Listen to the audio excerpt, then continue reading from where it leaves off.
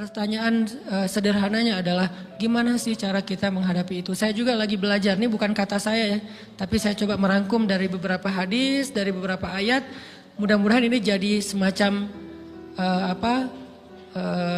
tips dari Allah, dari Rasul, cara kita supaya lebih sabar dalam menghadapi ujian, khususnya ujian perasaan.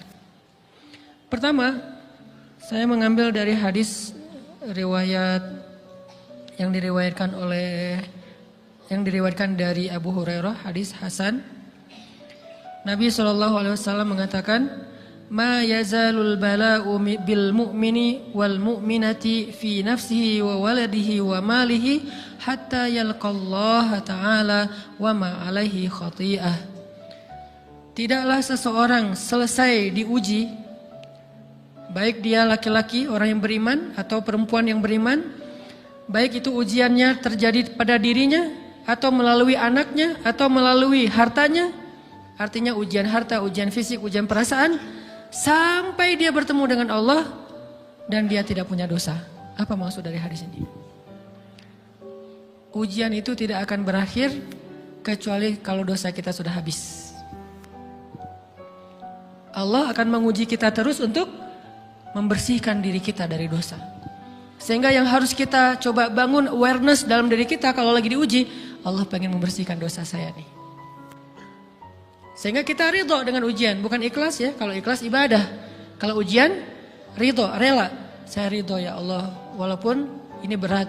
Saya ridho ya Allah walaupun saya berharap Engkau beri jalan keluar. Saya ridho ya Allah walaupun saya berharap ditolong oleh Allah. Tapi tetap ridho diberikan ujian itu. Sambil berdoa diberikan jalan keluar, ditolong, diberikan keajaiban. Cuman gak mau mengeluh. Dan berdoa meminta jalan keluar bukan mengeluh. Itu ibadah. Berdoa itu ibadah dalam Islam. Sehingga Allah suka banget sama hamba yang berdoa. Allah suka dengan hamba yang curhat. Nabi itu kalau lagi curhat, doanya aja bisa berjam-jam cuma doa doang tuh. Kayak hadis Aisyah pas lagi cemburu malam-malam kan. Aisyah lagi tidur. Ini jatah malamnya Aisyah. Tiba-tiba dia nyari-nyari raba-raba, Nabi nggak ada, dicari di kamar mandi nggak ada. Biasanya Nabi sholat di sebelah Aisyah. Wah curiga nih, jangan-jangan ke rumah si Fulan. Dicari ke rumahnya, ditelepon nggak aktif, mungkin lagi dicas, datang ke rumahnya. Ketuk pintu. Hafsah, Nabi di rumah kamu nggak? Enggak Aisyah, beneran. Cari ke rumah Sofia. Sofia, Nabi di sini nggak? Enggak, beneran. Cari ke rumah Maria. Maria di sini nggak Nabi? Enggak. Kemana ya Nabi? Rumah istri-istri yang lain gak ada. Pas balik ke rumahnya, ngelewat masjid, ngelihat Nabi lagi sujud di Masjid Nabawi, di mihrab. Dan Aisyah mendengar Nabi menangis sambil berdoa. Dan sujudnya itu seperti membaca 1 juz Al-Quran. Dan itu isinya doa nangis. Robbi. Jadi kalau kita katakan gak usah banyak berdoa sama Allah, malu. Justru Allah suka kepada hamba yang berdoa. Justru sebaliknya, kalau kita jarang berdoa atau enggan berdoa, buat Allah itu orang sombong. Allah gak suka hamba kayak gitu. Kamu gak butuh saya, sama kayak kita lagi ada masalah, punya teman yang punya kelebihan harta, terus kita kayak bingung gitu nyari kesana kemari pinjaman, dia gak dikasih tahu. Pas dia tahu dari orang lain, dia ngomong apa? Kamu gak nganggap saya ya? Emangnya saya bukan teman kamu? Kok kamu punya masalah keuangan tapi saya gak dikasih tahu, malah saya tahunya dari orang lain? Tersinggung kan? Kalau teman kita aja tersinggung, apalagi Allah. Kamu punya masalah kok gak ngomong ke saya, wahai hambaku? Bukan berarti Allah gak tahu, Allah tahu, cuman Allah berhak, bukan ingin ya, berhak untuk dilibatkan. Allah berhak untuk dicurhatin. Allah berhak untuk dijadikan tempat kita untuk habis-habisan menangis dan melampiaskan masalah kita kepada Allah dalam bentuk curhat-curhat dan doa. Sehingga kalau kita berdoa, ya Rabbi, Allah langsung inni qarib, mendekat Allah kepada kita. Jadi teman-teman yang dirahmati Allah, kalau kita punya masalah, kita coba bangun awareness, oh Allah pengen membersihkan dosa-dosa saya nih. Terus kita berdoa, ya Allah bantu saya, ya Allah tolonglah saya, istighfar. Saya kadang-kadang ngerasa nih, kalau ada dosa, ada kesalahan, ada kekeliruan yang saya lakukan misalnya gitu, kalau saya nggak kuat istighfarnya, bentar lagi akan diuji sama Allah. Ujiannya macam-macam, alhamdulillahnya ujiannya masih ketahan. Pasti diuji sama Allah. Kalau istighfarnya nggak kuat, taubatnya tuh nggak kuat, langsung diuji sama Allah. Dan saya langsung sadar, oh benar berarti yang tadi ini lagi dihapus sama Allah nih. perkencang lagi, perkuat lagi istighfar. Kenapa? Karena kalau istighfar kita kuat, berarti kan dosa kita dihapus dengan istighfar ya. Otomatis ujian kita durasinya berkurang. Makin kuat istighfar, makin berkurang. Kalau istighfarnya udah mantap, udah selesai, Allah cabut tuh ujian kita. Diganti dengan kebaikan. Jadi teman-teman, kita coba sadari, oh kalau Allah menguji saya, emang saya banyak dosa. Sebelum kita mencari kambing hitam, nyalahin orang lain, sebelum kita marah kepada orang lain, kadang wajar kita marah kepada orang lain gara-gara ucapannya, komennya, teks dari dia, wajar. Tapi sebelum itu, marah dulu kepada diri kita atas dosa dan kesalahan kita yang baru saja kita lakukan. Atau yang dulu kita lakuin dan belum benar-benar kita tinggalkan. Kalau kita ngerasa banyak dosa di masa lalu sebelum kita taubat, hijrah, berarti mungkin itulah alasan kenapa sekarang kita diuji setelah hijrah. Kenapa agak-agak harus jungkir balik setelah kita hijrah. Kenapa harus sedikit berdarah-darah setelah kita hijrah. Anggap aja itu untuk mengkifarat, membersihkan dosa-dosa kita yang telah lalu. Supaya apa? Supaya kalau kita pulang kepada Allah, kita pulang dalam keadaan bersih. Dan itu pasti akan menjadi orang yang paling beruntung. Daripada nanti diberesin di akhirat, mending diberesin di dunia kan. Soalnya kalau diberesin di akhirat, itu lebih berat. Akhirat itu perlakuannya beda dengan di dunia. Di dunia kalau kita salah, akan dibalas oleh Allah. Kalau kita belum taubat, dibalas oleh Allah sama. Tapi di akhirat, ukurannya beda. Sehingga heran ya, kalau ada orang yang merasa beruntung lolos dari hukuman dunia, dia pikir dia udah lolos dari hukuman Allah. Mending dia beresin deh di dunia daripada nanti di akhir berlarut-larut. Itu bahaya banget. Kalau buat saya pribadi dan saya yakin teman-teman juga kayak gitu, gak mau ada masalah di akhirat, mending masalah di dunia aja. Tapi masalah di dunia juga kita gak mau berlarut-larut, pengen cepat dimudahin sama Allah. Caranya istighfar. Tidaklah Allah memberikan kepada kita ujian kecuali salah satu alasannya pengen menghapuskan dosa. Idza kathurat dzunubul 'abdi walam yakun lahu min amalin liyukaffiraha fabtalahu Allahu bil hazan liyukaffiraha. Kalau seorang hamba banyak dosa dan dia enggak cukup amal untuk mengkifarat dosa-dosanya, Allah akan menguji dia dengan rasa sedih, dengan rasa kecewa, dengan rasa berat, sakit hati untuk mengkifarat dosa-dosanya. Itu yang kita bangun. Sehingga kalau ada masalah sama orang lain, kita memperbaiki diri dulu. Bukan sibuk dengan kesalahan dia terus menerus yang gak mau kita maafin. Misalnya ada teman kita nih, jadi clash sama kita. Hal pertama yang kita bangun, astagfirullahaladzim saya banyak dosa nih. Tapi kan yang salah dia, ya. Tapi mungkin dia gak akan mengatakan kalimat itu, gak akan bersikap kayak gitu kalau kita gak punya dosa. Allah sengaja mengutus dia untuk menguji kita lewat kata-katanya, lewat perilakunya, karena kita punya dosa. Jadi penyebab pertama diuji itu bukan teman kita yang salah, itu penyebab kedua. Memang dia salah dan itu harus kita akui, realistis lah. Dia salah, dia nggak pas, dia nggak bijak, dia apa. Oke, tapi yang mentakdirkan dia salah kepada kita, Allah Subhanahu Wa Taala. Kenapa Allah takdirkan gitu? Karena kita masih punya banyak dosa. Allah kirim kita ujian, bisa manusia, bisa alam, bisa dalam diri kita sendiri. Itu semuanya adalah cara Allah untuk menguji kita dan membersihkan dosa-dosa kita. Ini yang kita bangun pertama. Yang kedua,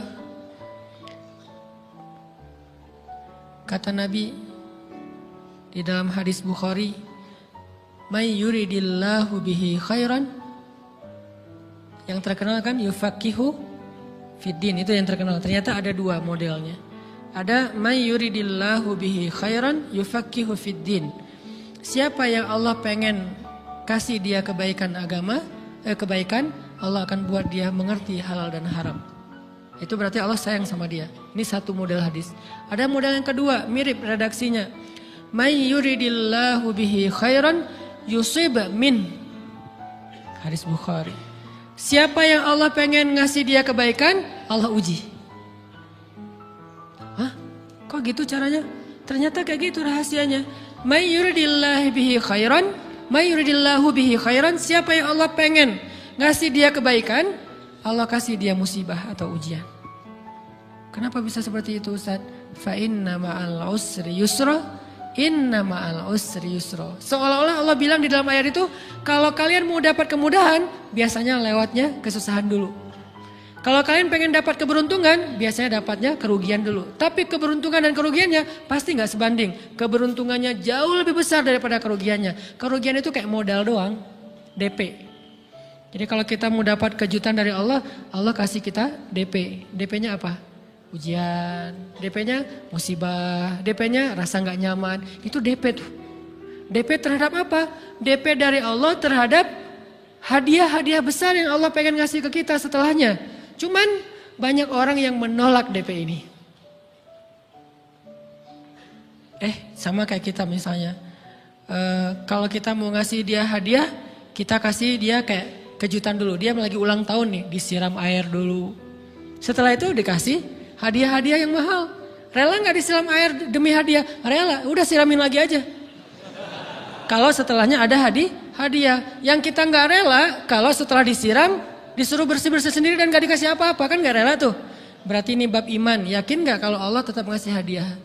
Kan sabar dan iman itu ternyata tahu aman, kembar.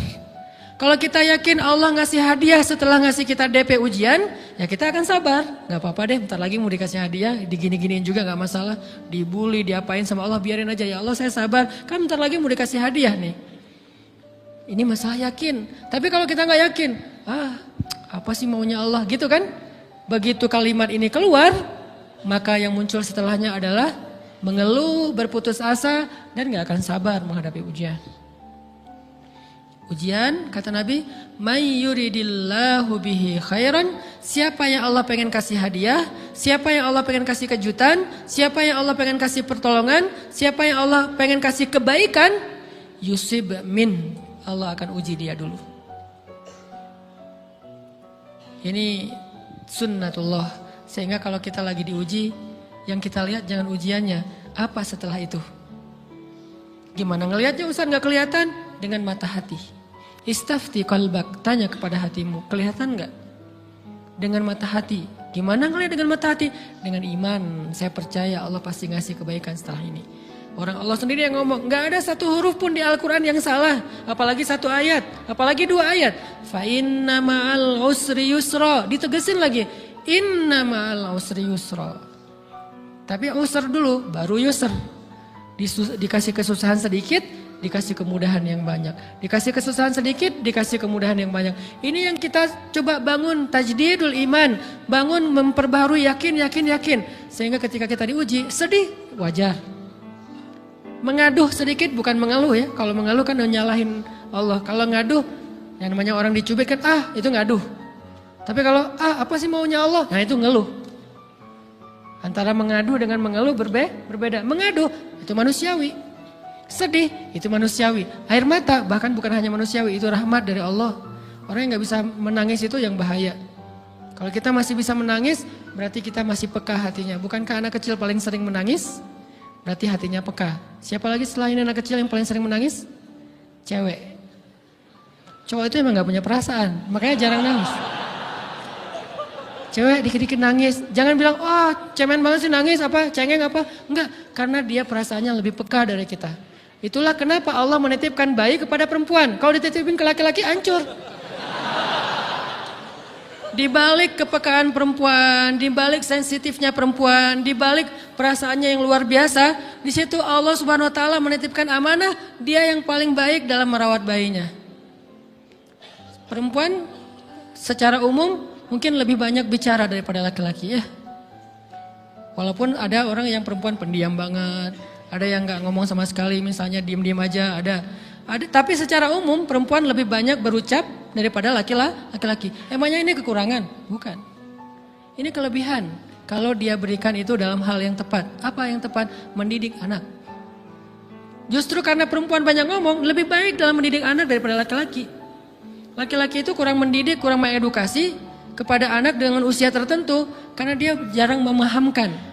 Salah hanya marah, salah hanya ditegur. Kalau ibunya jelasin, gini sebelum tidur ibunya yang ceritain banyak cerita. Saya sendiri ngalamin. Sering mana seorang ayah sama ibu interaksi sama anak dalam bentuk verbal. Sering ibu. Jadi menangis itu rahmat dari Allah. Gak apa-apa, nangis aja. Dan itu tidak disebut mengeluh. Kamu kok nangis? Kan orang Islam harus sabar. Emangnya nangis dengan sabar itu bertolak belakang? Sabar tetap sabar. Ya nangis jalan aja terus nangis. Nangis apa pakai nangisnya nggak cuma nangis doang. Emotikonnya juga nangis, berderai-derai gitu. Sampai air matanya menggenang gitu kan ya. Boleh lah. Ditambah lagi dengan visual menangisnya. Posting bahwa dia lagi tertusuk duri. Dengan postingan kaktus atau apalah. Dia pengen share ke semua orang bahwa saya sedang sedih. Sehingga nanti ketika ada orang yang menghibur dia dengan sedikit kata-kata yang sabar ya segala macam. Wah makin berderai-derai. Itu belum jadi. Kecuali dia keluarkan kata-kata mengeluh. Baru dia disebut orang yang banyak mengeluh. Berputus asa. Kalau mengaduh wajar. Walaupun ada nabi udah diuji berat gak mau mengaduh. Apalagi ngeluh. Zakaria. Digergaji mengadu aja enggak. Kenapa? Karena kata malaikat kalau kamu mengaduh sedikit aja. Maka Allah subhanahu wa ta'ala akan menghancurkan kaum ini. Dia kasihan kepada kaumnya gak mau mengaduh. Satu-satunya orang yang kita tidak boleh mengaduh hanya orang tua.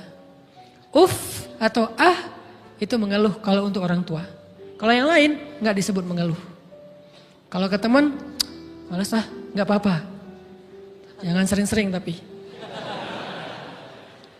Apaan sih? Ke teman boleh. Tapi ke orang tua, saja itu bukan lagi mengaduh, itu sudah mengeluh. Khusus untuk orang tua. Kalau di antara manusia. Kalau kepada Allah dan Rasul, pastinya lebih dari itu. Ketika kita diam saja, tidak langsung beranjak sami'na wa ata'na labbaika ya rabbi wa sa'daik, enggak memenuhi panggilan Allah, itu sudah disebut bagian dari kufur ingkar. Tapi minimal kita mungkin masih mengaduh, kita masih menangis, kita masih lelah, kita masih merasa lemah. Setidaknya kita tidak mengeluh. Kenapa? Kita percaya Allah kalau mau ngasih hadiah kepada hambanya, DP-nya itu ujian. Dan yakinlah hadiahnya minimal 10 kali lipat lebih baik daripada ujian itu. Minimal, karena gak ada amal soleh yang dibalas di bawah 10 kali lipat tuh gak ada. Amal soleh, amal ya bukan niat. Amal yang udah kita kerjakan minimal dibalas 10 kali lipat. Minimal, maksimalnya bighairi hisab, tanpa batas. Bighairi hisab, tanpa batas. Ada yang 700 kali lipat kayak sedekah. Tapi tetap aja ayat sedekah di akhirnya ujung-ujungnya apa? Bighairi hisab juga kan? Berarti sedekah itu minimal dibalas 700 kali lipat. Minimal. Kalau kita yakin. Selalu syaratnya kalau kita yakin. Dan saya ngebuktiin itu banget. Saya pernah ngalamin lagi jalan-jalan di sebuah kota yang ada becak kayuhnya, becak sepeda gitu ya. Jalan terus saya bilang, Pak berapa ongkosnya? 20.000. Udah naik aja 20.000. Karena kita keliling-keliling kota, ternyata saya jadi kasihan sama dia 20.000. Kasihan kan 20.000 dibayar keliling kota walaupun pas mampir beberapa tempat mungkin dia dapat tips ya.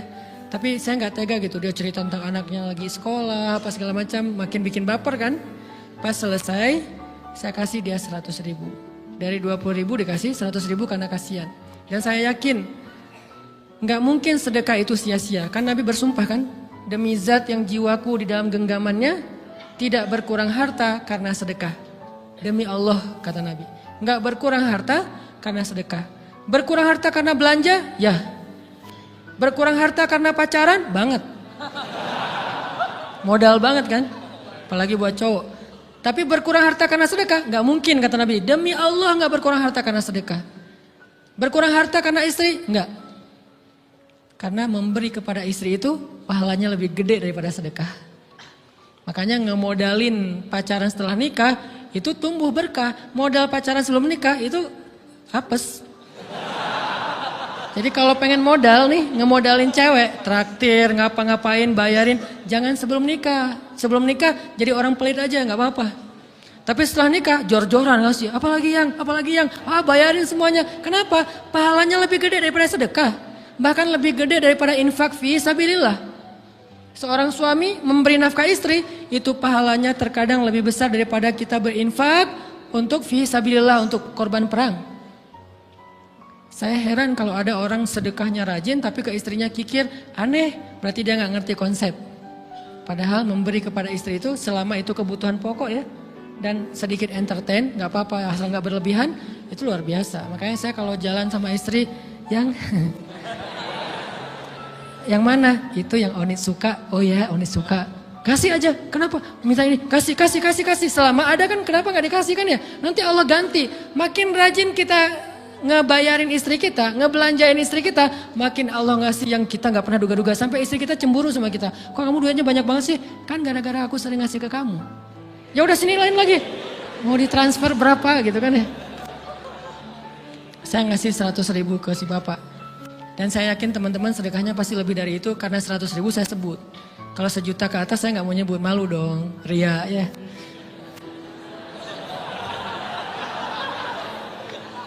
Sebenarnya nggak pernah sih.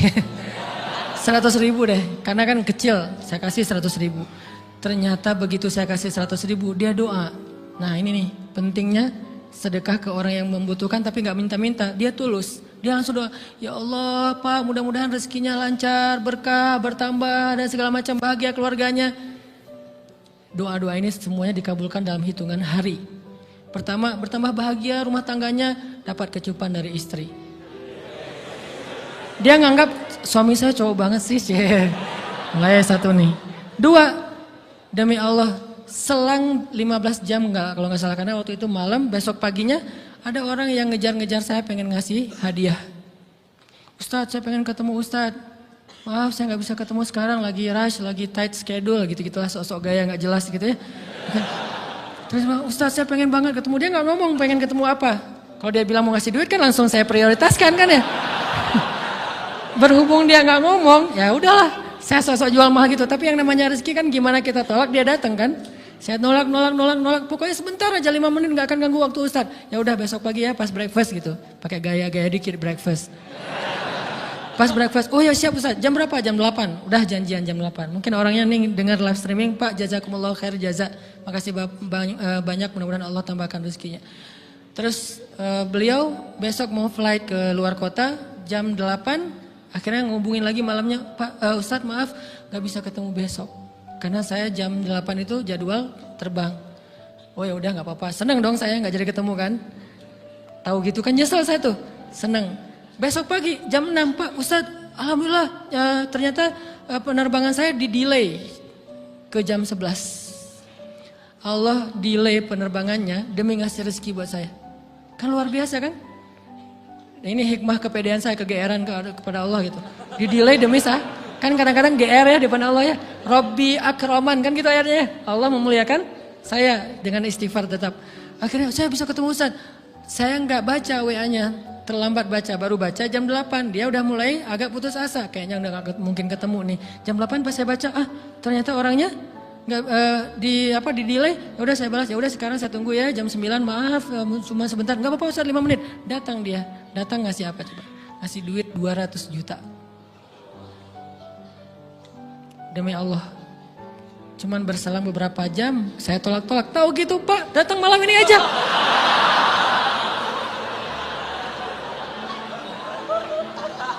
Harusnya malam itu juga saya cari orangnya. Kalau perlu saya yang nyamperin Bapak, Sherlock, saya kejar. Manusia gitu banget ya. Tapi Masya Allah di situ saya jadi tahu, oh doa orang itu lebih akurat, lebih mantap, lebih diijabah daripada doa saya. Mungkin bukan karena sedekah, tapi karena doa setelah sedekah, ya Allah dan segala macam dimudahkan sama Allah. Itu luar biasa loh. Saya nggak percaya, saya pikir main-main, orang nih iseng kayaknya pengen ketemu doang, pengen selfie. Ternyata pas saya cek, ditransfer, di capture, Ustadz udah ditransfer. Saya, jangan-jangan nih jebakan Batman gitu ya. Nyari-nyari sana segala macam, alhamdulillah ternyata emang niat baiknya pengen, alhamdulillah saya terkesan, saya dapat hidayah lewat Ustadz segala macam. Sekarang saya pengen membalas jasa Ustadz walaupun kecil 200 juta.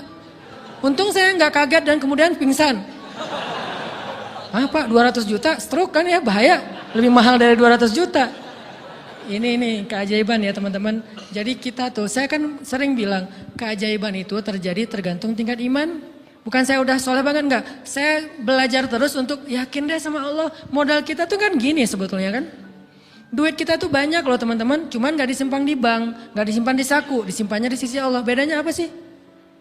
Kenapa kita kalau disimpan di bank tenang? Saya lagi punya duit banyak dari 100 juta. Di mana? Di bank. Aman. Kenapa kalau disimpan di saku aman, tenang? Kenapa kalau disimpan di Allah nggak tenang? Kenapa kalau disimpan di Allah kita bilang nggak punya duit? Ini kan nggak fair sama Allah. Nggak punya duit nih. Siapa bilang nggak punya duit? Kan ada Allah. Tinggal minta sama Allah. Tapi nggak ada wujudnya. Tapi kan ada janjinya. Bukankah janji Allah lebih kuat daripada wujud? Bukankah iman harusnya lebih mantap daripada sesuatu yang konkret yang kita lihat? Ada duitnya di sisi Allah. Kenapa nggak dikasih? Karena kita belum butuh. Kalau kita yakin duit kita itu ada di Allah, tapi dikasihnya pas kita butuh. Begitu butuh ya Allah, langsung dikasih sama Allah. Itu banget benar-benar terjadi dalam kehidupan kita. Pasti kayak gitu. Tingkat tergantung kita yakin apa enggak.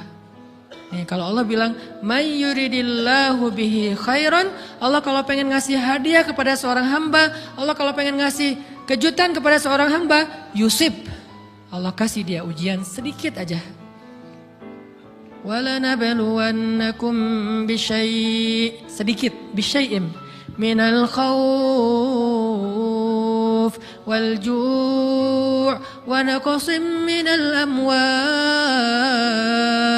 وَالْأَنْفُسِ وَالثَّمَرَاتِ وَبَشِّرِ الصَّابِرِينَ. Kami uji sedikit aja dengan rasa lapar, dengan rasa takut, dengan sedikit kekurangan ini dan itu, sedikit.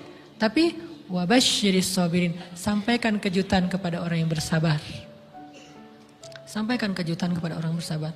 Jadi bisa dibilang kejutan-kejutan hidup kita itu munculnya dengan iman dan sabar. Dengan iman dan sabar. Iman artinya yakin, husnuzon sama Allah.